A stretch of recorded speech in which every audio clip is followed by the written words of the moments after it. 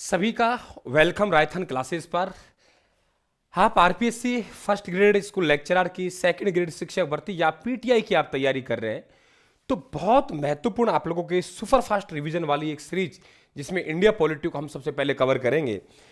हम लोगों ने सबने पढ़ लिया, बहुत मेहनत की हम लोगों ने, लेकिन जिस प्रकार से आरपीएससी उलझन भरे सवाल पूछ रही है आरपीएससी, और प्रथम प्रश्न पत्र में आप लोगों के भारत का संविधान का बड़ा रोल रहता है, इंडिया पॉलिटी का बड़ा रोल रहता है, लेकिन 2-2 घंटे की, 1.5 घंटे की, 1-1 घंटे क्लास को हम 5-5 मिनटों में लाके पढ़ेंगे तो शायद हमारा रिजल्ट बहुत बेहतर आएगा। एक रिवीजन के तौर पे अलग से हमने एक प्लेलिस्ट क्रिएट कर दी गई है ताकि आप लोगों को कंटिन्यू आप लोगों को एक क्लास मिलती रहेगी। क्लास का टाइमिंग जो रहेगा इसका हमारा, एक तो प्रातः आप लोगों को 9 बजे क्लास उपलब्ध होगी, प्रातः 9 बजे 10 मिनट की, और दोपहर को 1 बजे, दोपहर 1 बजे, ये 2 क्लासें आप लोगों को कंटिन्यू हमारे उपलब्ध रहेंगे आपको यूट्यूब पर। इसके अलावा 5 PM पर करंट अफेयर्स का एक शॉर्ट्स, और फिर 9:30 बजे एक आप लोगों को मैराथन क्लास, तो ये बहुत पर्याप्त है। देखिए, सबसे पहले आपका पिछले आरपीएससी ने एक सवाल पूछा था, निम्न में से कौन सा अनुच्छेद है जो भारत के प्रधानमंत्री से रिलेटेड नहीं है। ठीक है, अब सबसे पहले तो आपको यह समझना होगा कि यहां मंत्री परिषद, ये जो मंत्री परिषद है, अब ये हम लोग यहां मंत्री परिषद प्रधानमंत्री सहित तो ज्यादा अनुच्छेद नहीं है इनसे रिलेटेड। आप लोगों को मुख्यतः 3 अनुच्छेद आप लोगों को ध्यान रखने पड़ेंगे। नंबर एक है अनुच्छेद 74, अनुच्छेद 74, एक है अनुच्छेद 75, अनुच्छेद 75, और एक आएगा अनुच्छेद आप लोगों के 78। आप लोग कहेंगे सर 78 आप यहां ले रहे हो तो बीच में कहां गया, बता रहा हूं आप लोगों को। अनुच्छेद हमारे पास में आएगा 78। ये 3 अनुच्छेद आप लोगों को ध्यान रखने हैं। अनुच्छेद 74 कह रहा है कि भारत में एक मंत्री परिषद होगी, मंत्रिमंडल शब्द नहीं है, ध्यान रखना आप लोग, मंत्री परिषद होगी, और ये मंत्री परिषद है, इसका मुखिया प्रधानमंत्री होगा। यानी केवल वो पद की बात कर रहा है, केवल पद की बात कर रहा है अनुच्छेद 74, केवल पद की बात कर रहा है अनुच्छेद 74 में। इसके बाद 75 में जो बात कर रहा है वो बात कर रहा है नियुक्ति, कि कैसे नियुक्ति की जाएगी, किसके प्रसाद पर्यंत वो पद धारण करेंगे, है ना, उनको शपथ कौन दिलाएगा। ये समस्त जो प्रावधान है, समस्त किसके पद के प्रावधान के अतिरिक्त, वो आप लोगों के कहा जाएगा अनुच्छेद 75 में जाएगा। सामूहिक उत्तरदायित्व का सिद्धांत, व्यक्तिगत उत्तरदायित्व का सिद्धांत, ये सब 75 में जाएगा। और 78 में यहां पे प्रधानमंत्री के कर्तव्य बताए गए हैं। प्रधानमंत्री क्या बताया गया, कर्तव्य, कि प्रधानमंत्री कर्तव्य होगा कि वो शासन प्रशासन संबंधी जो सूचना है वो सूचना राष्ट्रपति को देगा, और राष्ट्रपति जो सूचना मांगेंगे वो राष्ट्रपति को उपलब्ध करवाएंगे। ये प्रधानमंत्री का क्या है, दायित्व है। अब यहां पे आप कहेंगे सर 76 और 78 क्यों छोड़ दिया आपने, जरा देखिए 76 और 78 मैंने क्यों छोड़ा है, जरा सुनिए। 76 तो आएगा महान्यायवादी से रिलेटेड है, अनुच्छेद 76 है वो महान्यायवादी से रिलेटेड है, कि भारत का महान्यायवादी, भारत में महान्यायवादी। और अनुच्छेद 77 है, ये कहता है कि केंद्र सरकार के जो समस्त कार्य हैं, यानी संघ सरकार के, केंद्र सरकार के जो कार्य है वो कार्य राष्ट्रपति के नाम से होंगे। किसके नाम से होंगे, राष्ट्रपति के नाम से होंगे, राष्ट्रपति के नाम से होंगे, राष्ट्रपति के नाम से होंगे, राष्ट्रपति के नाम से होंगे। यानी 2 अनुच्छेद जो मैंने अलग हटाए हैं, 76 तो महान्यायवादी की बात कर रहा है, और अनुच्छेद 77 है वो बात कर रहा है केंद्र सरकार के जो भी कार्य है वो राष्ट्रपति के नाम से होंगे। महान्यायवादी और मंत्री तो हो सकता है वो राज्यसभा से हो, लोकसभा से हो, तो वो किसी भी सदन के कार्रवाई में भाग ले सकते हैं।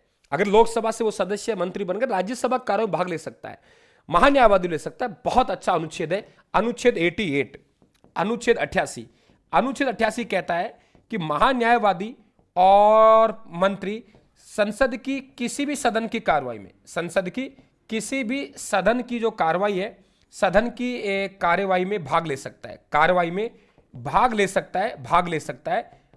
सकता है, लेकिन वो मतदान नहीं करेगा। किसी मुद्दे पर क्या नहीं करेगा बेटा, मतदान नहीं करेगा, किसी मुद्दे पर मतदान नहीं करेगा, मतदान नहीं करेगा।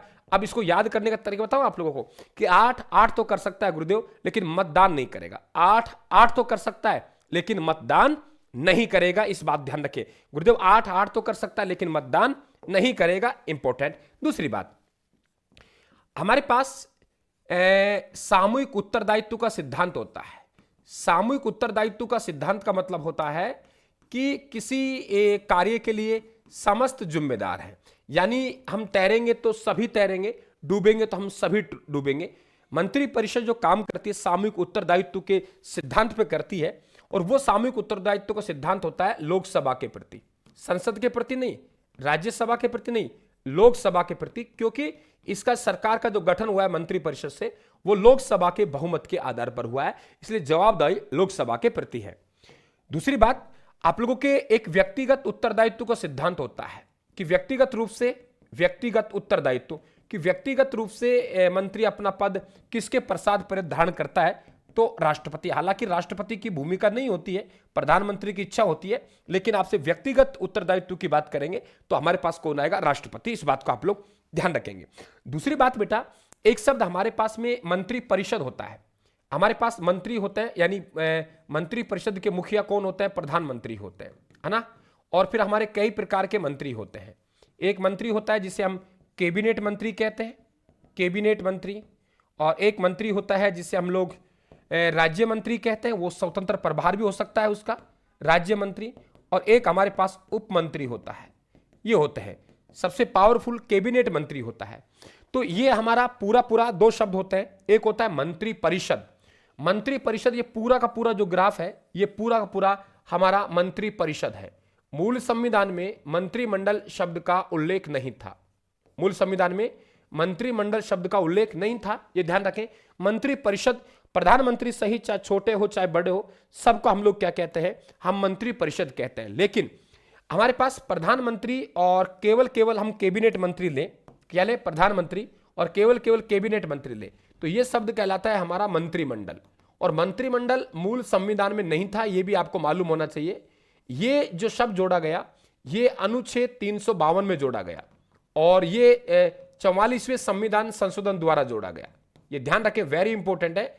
44वें संविधान संशोधन, 44वें संविधान संशोधन द्वारा ये शब्द जोड़ा गया। अनुच्छेद 352 में मंत्रिमंडल शब्द है, वो 44वें संविधान संशोधन द्वारा जोड़ा गया, ये मूल संविधान में नहीं था। ये भी बड़ा इंपॉर्टेंट सवाल आप लोगों के लिए बनेगा, ठीक है। तो मंत्रिमंडल में केवल प्रधानमंत्री और कैबिनेट मंत्री आते हैं।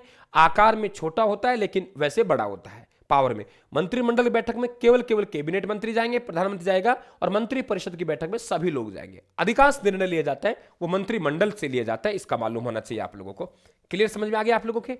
दूसरी बात आप लोगों के कि यहां पे जो प्रधानमंत्री है, मंत्री परिषद है का प्रत्येक सदस्य 2 शपथ लेता है। एक तो पद की लेता है कि पद की शपथ लेता है। शपथ 2 प्रकार की लेता है, ये ध्यान रखें आप लोग।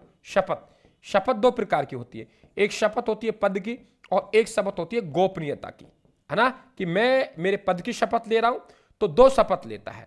गोपनीयता मतलब मेरा जो निर्णय है, वो निर्णय, मेरा सूचना है वो मेरे तक रहेंगी, तब तक उचित समय नहीं आएगा, तब तक वो लीक नहीं होंगी। इस बात को आप लोग ध्यान रखें।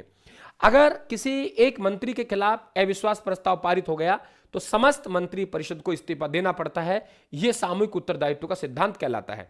लेकिन अगर व्यक्तिगत किसी ने अपराध किया है, यह ध्यान रखें, तो उसके लिए व्यक्तिगत जिम्मेदार होगा। नीतिगत निर्णय उनमें समस्त मंत्री मंडल मंत्री परिषद आप लोगों के वो होगी। शपथ के प्रारूप का जो उल्लेख है, क्या कहा मैंने, प्रारूप का उल्लेख शपथ का, वो अनुसूची 3 में है, और इनको वेतन भत्ते कितने मिलेंगे उसका जो उल्लेख है वो अनुसूची 2 में है। यानी कौन सी शपथ लेंगे, क्या प्रारूप है, उस प्रारूप को अनुसूची आप लोग 3 में देखेंगे, और वेतन भत्ते क्या मिलेंगे वो आप लोग यहां पे कहां देखेंगे, आप लोग अनुसूची 2 देखेंगे।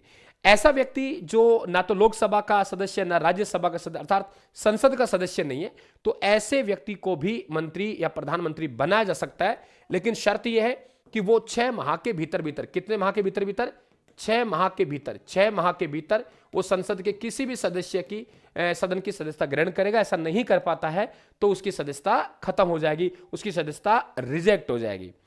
नियुक्ति राष्ट्रपति करता है और लोकसभा में जिसका बहुमत होता है उस दल के नेता को करता है, या बहुमत नहीं आए तो सबसे बड़े दल के नेता को वो न्योता देता है, या अपने विवेक से निर्णय लेता है कि कौन व्यक्ति है जो बहुमत साबित कर सकता है, उसे प्रधानमंत्री नियुक्त कर देता है और 1 महीने का टाइम देता है कि 1 महीने के अंदर आप बहुमत साबित कर दीजिए। और प्रधानमंत्री की इच्छा अनुसार जो लिस्ट जाती है, प्रधानमंत्री की सलाह से अन्य मंत्रियों की नियुक्ति कौन करते हैं? राष्ट्रपति करते हैं। शपथ भी राष्ट्रपति दिलाता है इनको, या राष्ट्रपति द्वारा नियुक्त व्यक्ति द्वारा समक्ष शपथ ली जाती है। यह आप लोग पीडीएफ प्राप्त कर सकते हैं और बेहतर अंदाज में आगे बढ़े।